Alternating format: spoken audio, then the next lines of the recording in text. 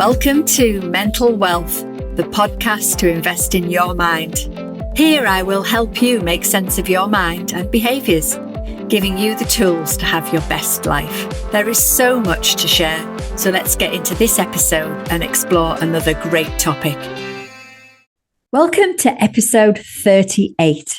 And in this episode, we're going to really drill down and talk about boundaries. Boundaries to keep you happy, boundaries to keep you safe, and boundaries for all sorts of things. And I'm delighted to say that I'm sharing this space with a very special lady. So I'd like to welcome Becky Field.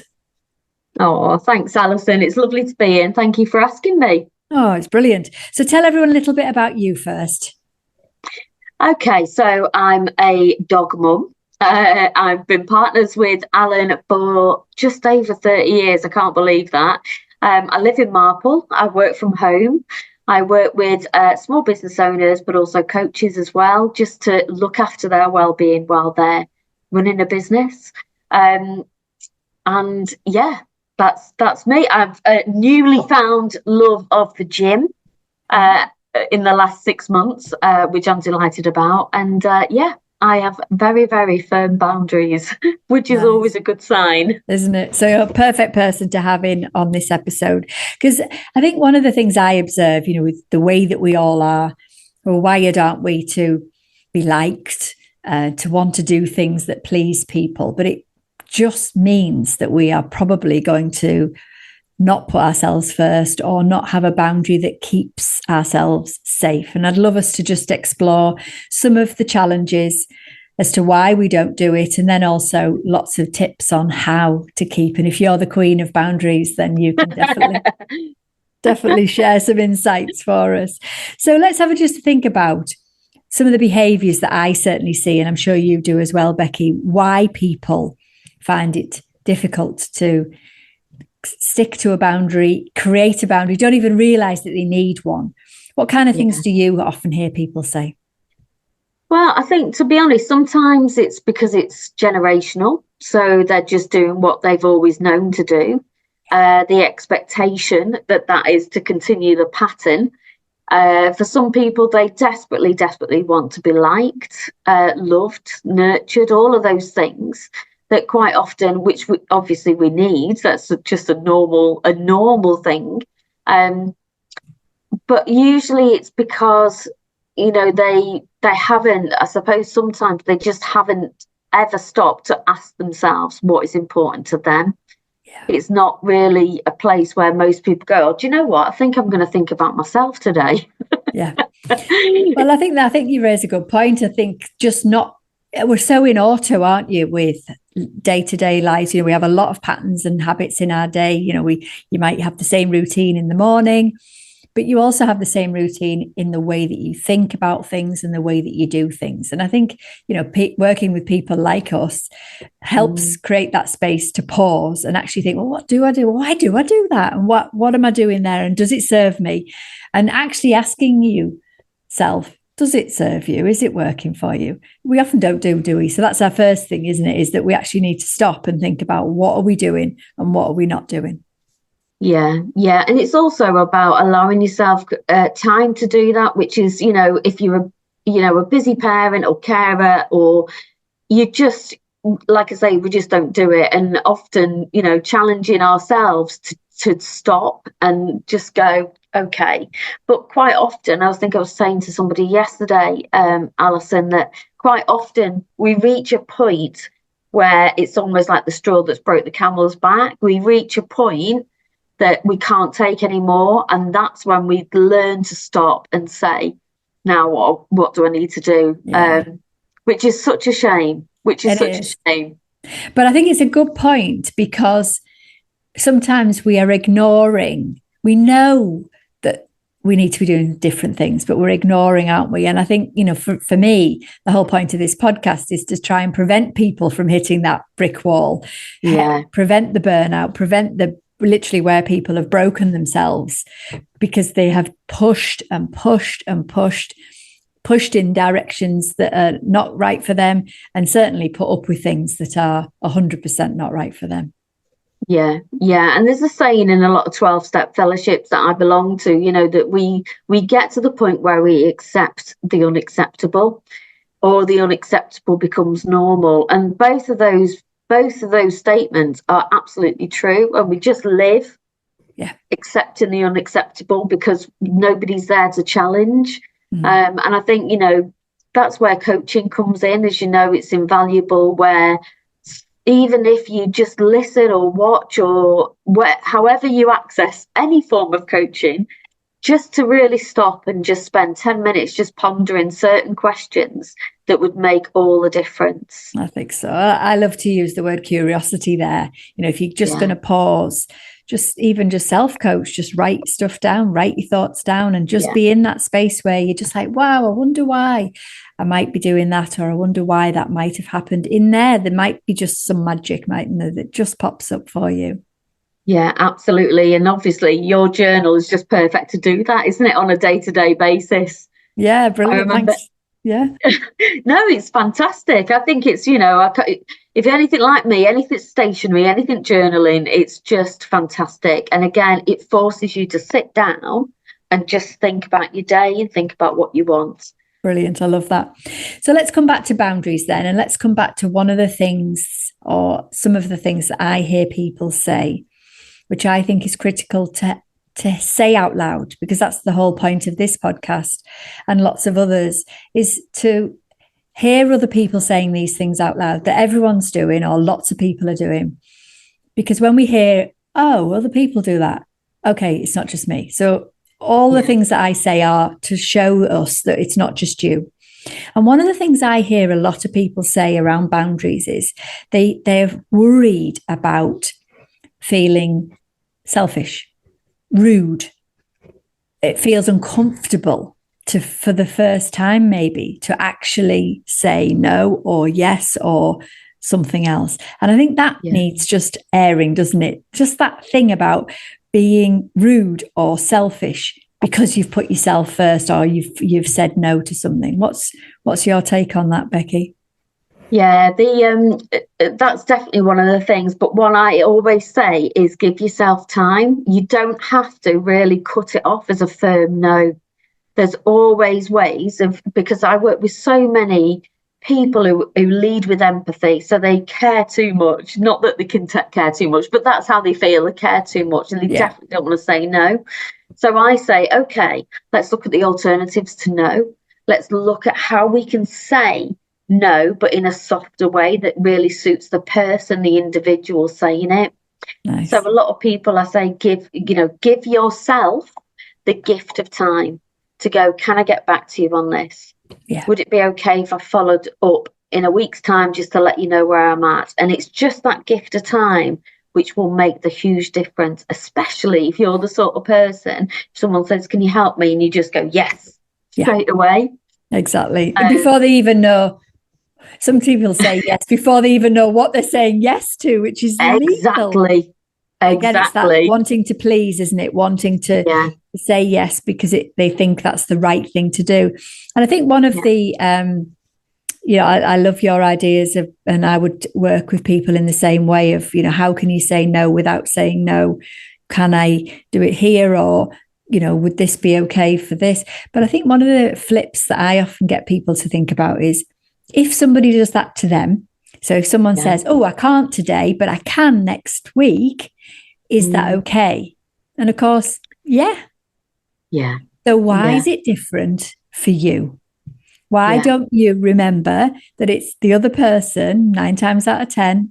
I always remind people, unless you're working in A&E where everything is immediate, you don't need to be jumping like this. And I always think it's really interesting when you say to somebody, well, would it be okay if the other person, if another person said this?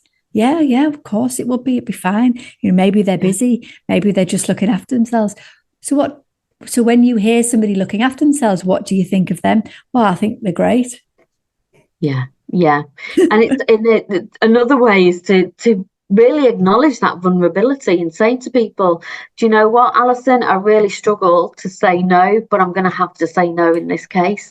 And that is so open, transparent. People know where they stand with you. And also, it's not, you don't stumble over your words like, because actually, and that's where there's something called the winner's triangle that I always use, where assertiveness is top of that triangle that says, okay, I really struggle with saying no, but I'm going to have to say no at this point. And that is, everyone's so grateful, because what that does is give the other person permission to say no as well. Nice. Which is just so lovely. Yeah. One of my things, Becky, I don't know whether you've come across this before, but one of my things is when people say yes, if they say yes wholeheartedly because they want to do it, they've got the capacity to do it, they've got the energy, they've got the time, great. At the minute you say yes to something that then triggers anger, frustration, overwhelm, any negative emotion where you're suddenly saying yes, where you might be blaming yourself for saying yes, you might be blaming the other person for making you do this thing, making you when you said yes. I call those dirty yeses. I like that. Because you've not said yes wholeheartedly. You've said yes, and underneath you're riddled with annoyance, frustration, anger, etc. That's not a yes. No. And I think that's lovely, because actually, if we think about, coaching and coaching models, clean language is basically being transparent, is being really, really clear. And so that's a really good contrast to dirty yeses. Exactly. But a clean yes would be yes, of course, and I can do it, and I feel great about doing it. I feel energized. I feel happy. If there's a bit of we've got to do either your softer yes and say, I can, but not now, or could I do it then, or is there an alternative, or whatever. Or maybe sometimes we do need to be brave and just say, no, that's not right for me.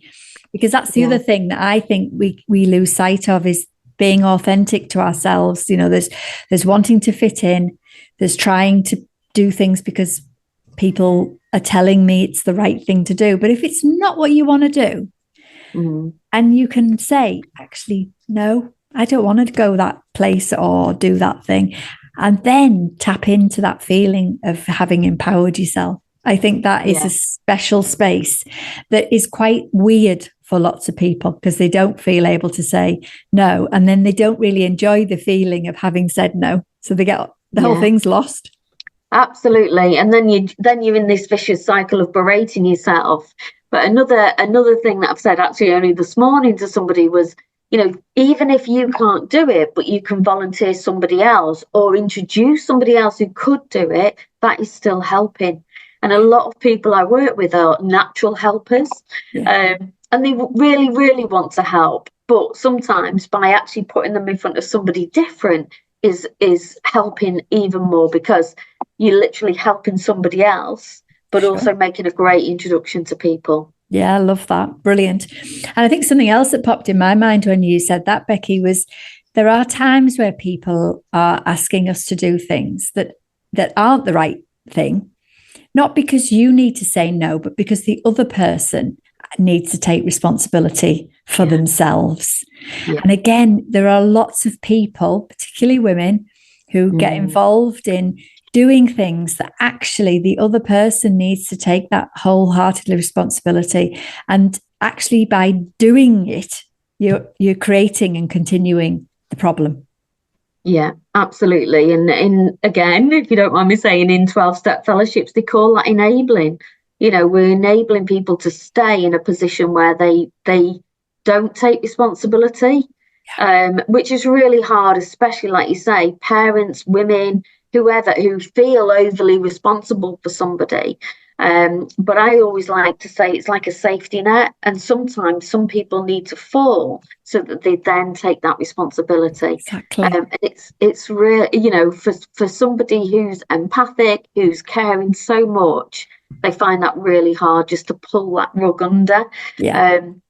But from experience, I've seen the power of stopping enabling people, and how empowering that is to the person, like you say, to give them responsibility.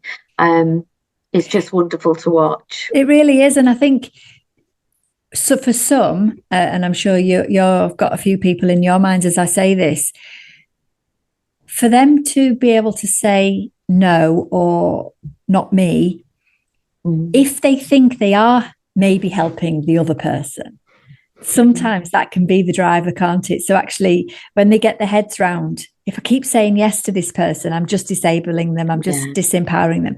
If I'm saying no, but actually ultimately I'm helping them, then some of those empaths find that easier, don't they, to think, well, I'm doing it because it's the right thing to do for that person. Then they're not that self-focused.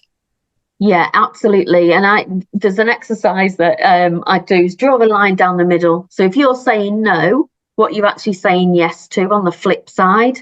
So like you say, if they're saying no, but actually thinking of the other person because that's the only way that they can work, or that's their natural preference, they would go, well, what that actually gives them is the yes to them being responsible, to standing on their own 2 feet, to finding their own direction. Really hard for people. It really is. But again, it's that trialing these things, isn't it? You know, you and I can sit here. I know for me personally, I've learnt boundaries. I didn't used to have them. I've learned. Yeah. But one of the things that I think is really important to remember is that we all know lots of things that we should be doing. Yeah. Boundaries being one of them. Yeah. But until you've had a try and started to feel comfortable with the benefit, you individually won't probably try it.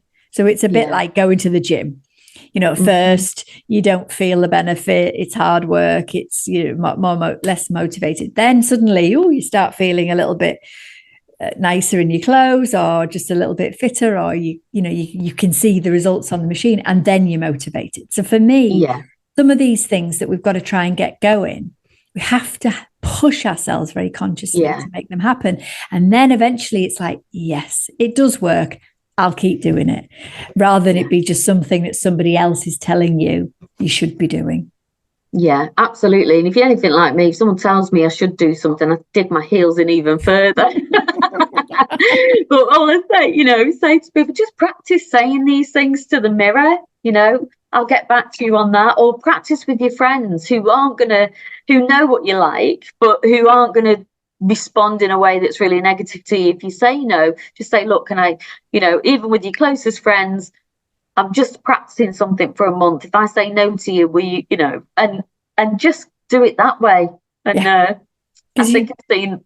Go on, sorry. I was just going to say, because we've got to feel the benefit, haven't we? We've either got to feel the benefit of taking that ownership of self and our time and our energy.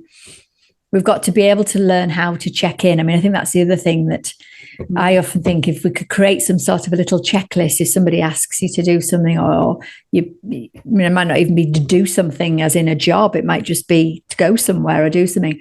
I imagine if we could have like a little checklist, do I want to do it?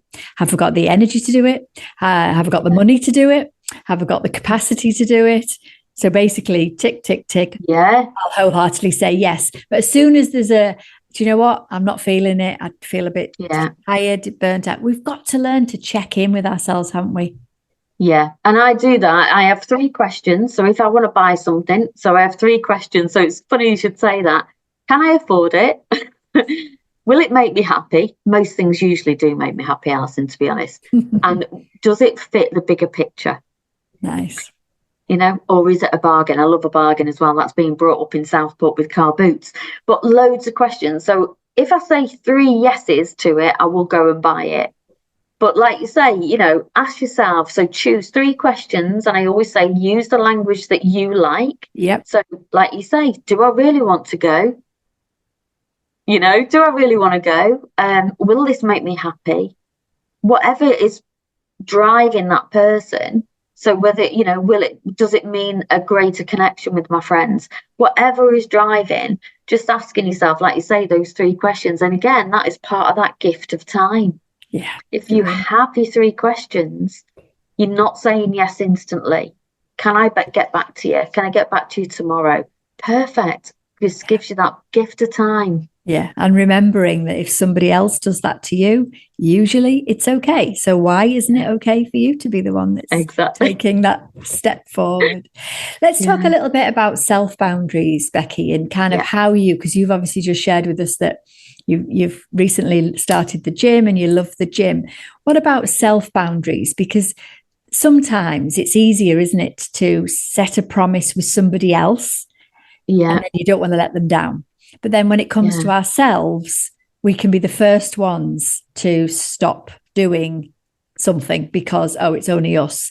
I know that mechanism works for me. If I've promised somebody else, then I'm much more likely to do it if I promise myself. And if there's anything ish, I might not go.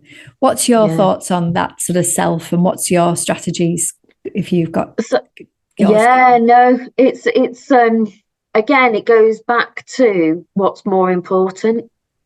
So I'm not a fit person by any stretch of the marks, and I always used to say to myself, I'm not a morning person. And again, it's similar to the boundary stuff, is where when it gets to a certain point, it's not really an option anymore. So, for example, I'll tell you the story anyways. I was put on statins, and they didn't make me feel good at all. I was on them for 2 years, made me feel awful, but I didn't know it was them. I just thought it was at that age, blah, blah, blah. And anyway, once I decided to come off them and I felt a lot better, then I had to make a choice. Either I go back on them or I do something about it. So again, I reached a point where I had a choice. And again, I have to ask myself, what do I want more? And for me, I don't want to feel the way I did on statins. So what do I have to do? I have to go to the gym and start doing something to strengthen my heart. Right. So finding a little hook. It's like a little hook, really, then, isn't it? Mm. Yeah, absolutely. And it's like anything, I don't deprive myself of anything, Alison. I really don't. But it's kind of like, do I want, if we talk about weight loss, anything like that, do I want this cake more than I want the loss today when I was doing loads of diets? I don't do them anymore. But it's things like that, is weighing up, if I say yes to this again, what am I saying no to? Yeah, I like that. And that's how I do it. I make me sound like I'm perfect. I'm really not. No, but we're being inspired by you, because you said yourself you recently found the gym as something that obviously is working for you. So I think it's always good to hear what is needed. Something that I sometimes do for myself, particularly if I'm tapped into feeling a little bit depleted, a little bit overwhelmed, maybe just not quite right. A little checklist I often have for myself is, what am I doing too much of? What am I not doing enough of? What should I stop doing altogether?